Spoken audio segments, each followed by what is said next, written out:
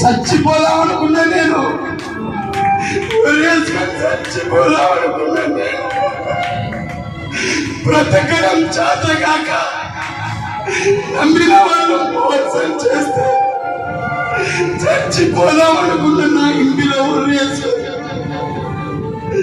చచ్చిపోతున్నా నా దగ్గరకు వచ్చి నా దేవుడు నన్ను తట్టి మాట్లాడి నేనేనా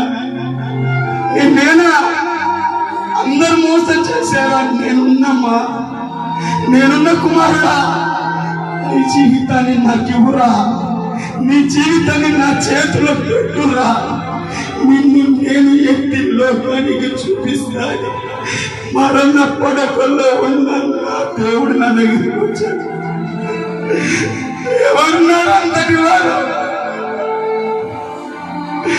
ఎవరున్నారు? అందుకే నాకు యేసయ్య అంటే పిచ్చి, అందుకే నాకు దేవుడు అంటే పిచ్చి. దేవుడి కోసం ప్రాణం ఇవ్వడానికైనా నేను సిద్ధంగా పడి వచ్చాను.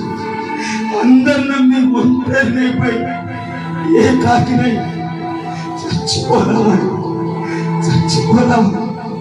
వెళుతుండగా నా దేవుడు నా దగ్గరికి రాకపోతే ఈరోజు మీ ముందు నేను ఉన్నవాడిని కాదు. నా పేరే కొట్టివేయబడేది. నన్ను మర్చిపోయే వాళ్ళందరూ, నన్ను మర్చిపోయేవాళ్ళు.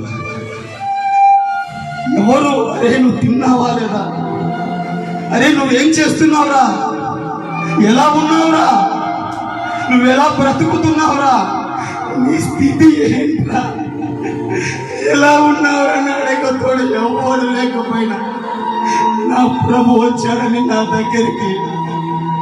నా దేవుడు చేయి పట్టి లేపాడు నన్ను. అందరు నెట్టివేశారు, అందరు కాళ్ళతో తన్నారు నన్ను. ఎవరు అడగకపోయినా దేవుడు వదిలిపెట్టాడు నా దేవుడు. అందుకే యేసయ్య అంటే నాకు పిచ్చి, యేసయ్య అంటే పిచ్చి.